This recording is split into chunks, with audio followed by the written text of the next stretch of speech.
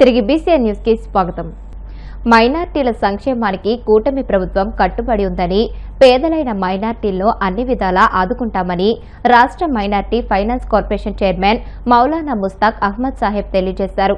పశ్చిమ గోదావరి జిల్లా తాడేపల్లిగూడెంలోని టీడీపీ రాష్ట్ర మైనార్టీ సెల్ ఉపాధ్యక్షుడు ఎస్కే బాజీ నివాసానికి ఆయన వచ్చారు.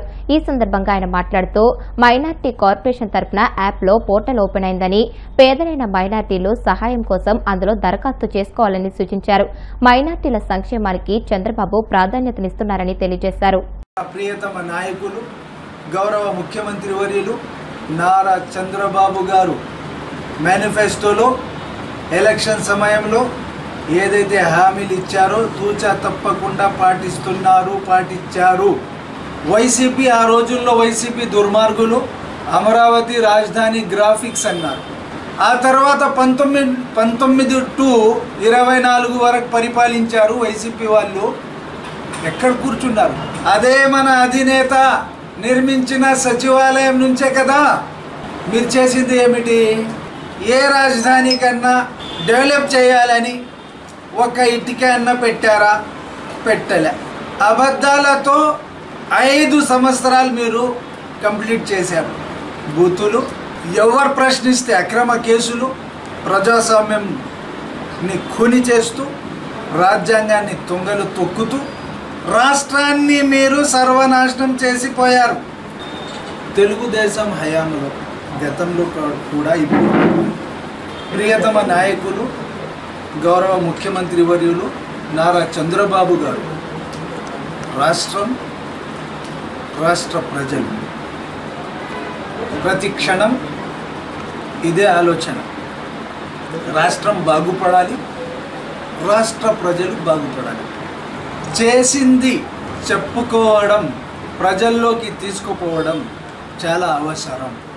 భద్రాచలం శ్రీ సీతారామచంద్ర స్వామిని బీజేపీ రాష్ట్ర అధ్యక్షుడు ఎన్ రామచంద్రరావు దర్శించుకున్నారు.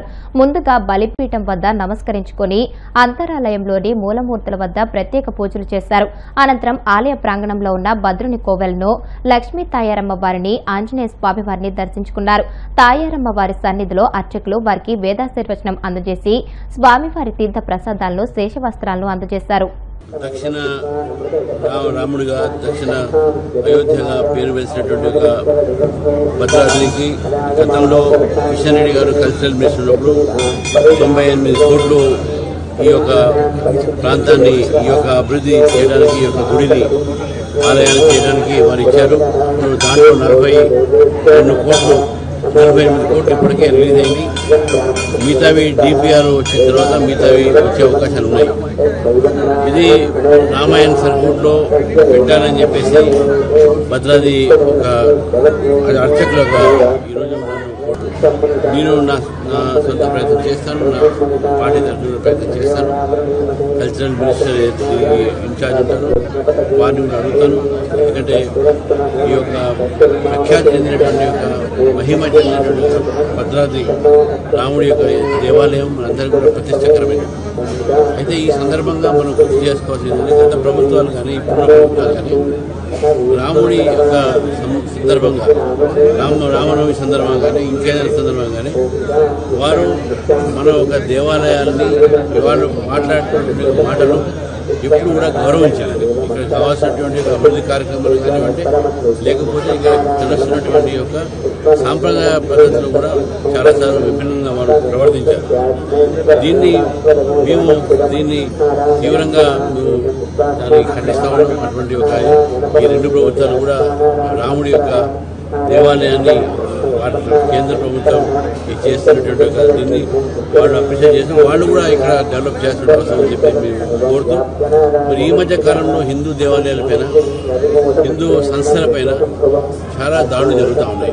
ముఖ్యంగా మన జరిగినటువంటి ఒక హైదరాబాద్లో ముత్యాలమ్మ గుడి కానివ్వండి, అదేవిధంగా మా పెద్దమ్మ టెంపుల్ కానివ్వండి, ఇవన్నీ కూడా మనం మొన్న రీసెంట్గా జరిగిన పెద్దమ్మ గుడి దగ్గర కూడా జరిగినటువంటి ఒక అన్యాయం చూసాం. మనం ప్రభుత్వం కేవలం ఓట్ బ్యాంక్ పాలిటిక్స్ కోసం హిందూ దేవాలయం పైన, హిందూ సంస్థల పైన దాడులు జరిగితే దాని మీద మాట్లాడేటువంటి ధైర్యం కూడా చేయట్లేదు. ఇది మంచి పద్ధతి కాదు.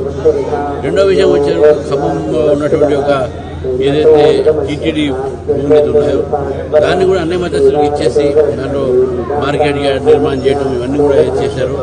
అదేవిధంగా విశుద్ధపట్నం ఉందో అవన్నీ ఈరోజు దేవాలయాల భూములు ఇతర మతస్థులకు ఇవ్వడం కానీ ఇతర ఒక వాణిజ్య కార్యక్రమం అయితే కానీ ఇది కూడా మేము ఖండిస్తా ఉన్నాం. ఇటువంటి జరుగుతూ వెంటనే ప్రభుత్వం కూడా దాన్ని చర్య తీసుకొని మళ్ళీ దేవాలయ భూములు దేవాలయాలకు ఇచ్చేటట్టు ప్రయత్నం చేయాలి. సార్, రాష్ట్ర అధ్యక్షుడు ఎన్నుకోవడంలో రాజకీయాలు జరిగాయి, అందుకని నాకు వచ్చి పోస్ట్ పోయిందని రాజకీయ పార్టీలు రాజకీయ జరిగిపోతే ఏం జరుగుతాయి? తెలంగాణలోని జగిత్యాల జిల్లాలో లంచం డిమాండ్ చేసిన పంచాయతీరాజ్ ఏఈ ఏసీబీకి చిక్కాడు. కోరుట్లకు చెందిన కాంట్రాక్టర్ వెంకటేశంకు రావాల్సిన 23 లక్షల బిల్లు కోసం ఏఈ అనిల్ కుమార్ 18,000 రూపాయలు లంచం డిమాండ్ చేశాడు. 10,000 రూపాయలకు ఒప్పందం కుదుర్చుకుని లంచం తీసుకుంటుండగా ఏసీబీ అధికారులు రెడ్ హ్యాండెడ్ గా పట్టుకున్నారు. మాది కోరుట్ల విలేజ్ పంచర్ వెంకటేశం అంటే కాంట్రాక్టర్. నేను ఈసీ సర్టిఫికేట్ కోసం 4 సంవత్సరాల నుంచి తిరుగుతున్నాము. సర్టిఫికేట్ ఇవ్వడం లేదు. మాదాపూర్ కాలనీ 13,80,000 బిల్లు కోసము, 5 లక్షలు ఆర్డీఓ ఆఫీస్ దానికోసము, ఆర్డీఓ ఆఫీస్ పరారుగూడ కోసము, తర్వాత చిన్నపల్లి కమ్యూనిటీ హాల్ కోసం ఈసీ సర్టిఫికేట్ కోసం 5 సంవత్సరాల నుంచి తిరుగుతూ ఇప్పటి వరకు ఇవ్వలేదు. ఇవ్వకపోయేసరికి మేము ఏసీబీ 10,000 అడిగితే 18,000 అడిగితే 10,000 ఇచ్చినాం. ఏసీబీ నేను DSP Karimnagar ACB anti corruption bureau. ఈరోజు Singam Anil Kumar assistant executive engineer Panchayati Raj, ఈయన విజిలెన్స్ అండ్ క్వాలిటీ కంట్రోల్లో ఇంజనీర్ గా పనిచేస్తున్నారు. వీరు కంప్లైనెంట్ 3 ఒక వర్క్స్ అయినాయి ఇంతకుముందు. ఆ వర్క్స్ క్వాలిటీ కంట్రోల్ చేసి రిపోర్ట్ సబ్మిట్ చేయడానికి గాను అతను యాక్చువల్గా 18,000 డిమాండ్ చేశారు. మొన్న సాటర్డే నాడు కంప్లైనెంట్ వచ్చి రిక్వెస్ట్ చేసి దాన్ని కొంచెం తక్కువ చేయండి అని అంటే 10,000కి రిడ్యూస్ చేశారు డిమాండ్. అందులో ఫస్ట్ ఇన్స్టాల్మెంట్ గా 3,000 రూపీస్ క్యాష్ తీసుకున్నారు. తీసుకొని ఈ రోజు నిన్న మండే ట్యూస్డే రాలేదు, వెనస్డే రోజు ఈ రోజు పిలిపించి మిగతా 7,000 రూపీస్ అడుగుతుంటే మేము వచ్చి ట్రాప్ చేశాము. కంప్లైంట్ మమ్మల్ని అప్రోచ్ అయ్యాడు. దాని మీద మేము అప్రోచ్ అది ప్రింటెడ్ అమౌంట్ 7,000 రూపీస్ క్యాష్ ఇస్తే అది క్యాష్తో పాటు పట్టుకున్నాము. హ్యాండ్ వాష్ చేస్తే కెమికల్ టెస్ట్లో పాజిటివ్ వచ్చింది. అందువల్ల అతన్ని అరెస్ట్ చేసి ఈరోజు మేము కోర్టుకు ప్రొడ్యూస్ చేస్తాం. మొత్తం టోటల్ అమౌంట్ 10,000 డిమాండ్. అతనికి రావాల్సిన అమౌంట్ అరౌండ్ 30 lakhs వరకు ఉంటుందండి. 30 to 30 lakhs ఉంటుంది. 30 to 30 lakhs సంబంధించి ఇది డిమాండ్ చేసి ఇంత డిమాండ్ చేస్తాం. అండ్ మీకు మన కరీంనగర్ మొత్తం తెలంగాణ ఏసీబీ ఆఫీస్లో ఎనీ గవర్నమెంట్ ఆఫీస్, దయచేసి ఎనీ గవర్నమెంట్ ఆఫీస్లో కరప్షన్ యాక్టివిటీస్ కొనసాగిన, ఎవరైనా కరప్షన్ డిమాండ్ పైసలు డిమాండ్ చేసిన, work pendency of work government works ఏమైనా చేయడానికి గాను ఎవరి దగ్గర నుంచి అయినా పైసలు డిమాండ్ చేస్తే 1064 టోల్ ఫ్రీ నంబర్ 1064, ఈ 1064 కానీ మన ఏసీబీ అన్న కానీ మాకు వెబ్సైట్ ఓపెన్ అవుతుంది. ఆ వెబ్సైట్లో పోతే ఏ కన్సర్న్డ్ ఆఫీసర్స్ నంబర్స్ వస్తాయి. ఏ డిస్ట్రిక్ట్ అయినా పర్వాలేదు, మీరు మాకు ఇస్తే మేము తప్పకుండా యాక్షన్ తీసుకుంటాం. Thank you. హైదరాబాద్ లో కురిసిన వర్షానికి పలుచోట్ల భారీగా ట్రాఫిక్ జామ్ ఏర్పడింది. అధిక సంఖ్యలో ఉద్యోగులు ఒకేసారి కార్యాలయాల నుంచి బయటకు రావడంతో మాధాపూర్, గచ్చిపౌలి, రాయదుర్గం ప్రాంతాల్లో వాహన రాకపోకలు స్తంభించాయి. ఐక్య, మైండ్ స్పేస్, హైటెక్ City, KPHP, IKEA flyover, cable bridge మార్గాల్లో భారీగా వాహనాలు నిలిచిపోయాయి.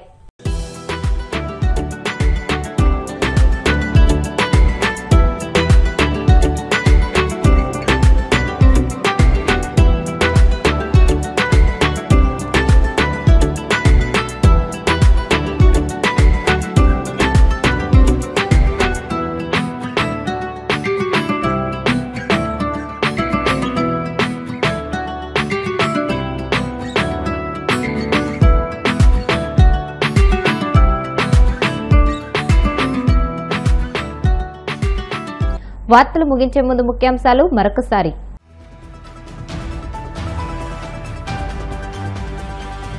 శ్రీకాకుళం జిల్లా కాశీబుగ్గ పైవంతెన పనులను పునఃప్రారంభించిన మంత్రి అచ్చెన్న. వచ్చే ఏడాది మార్చి నాటికి పనులు పూర్తి చేస్తామని హామీ.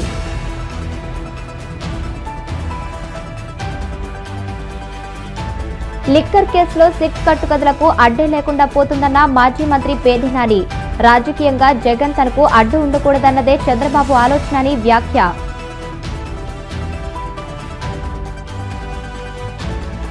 వాడపల్లి వెంకన్న ఆలయంలో ప్రత్యేక పూజలు మంగళ వాయిద్యాల నడుమ శ్రీ స్వామి అమ్మవార్లకు మేల్కొల్పు సేవ ఐశ్వర్యలక్ష్మి హోమం. నిప్పులు చిమ్ముకుంటూ నింగిలోకి దూసుకువెళ్లిన జిఎస్ఎల్వి F-16 విజయవంతంగా కక్షలోకి చేరిన అత్యంత శక్తివంతమైన అబ్జర్వేషన్ శాటిలైట్ నైసార్.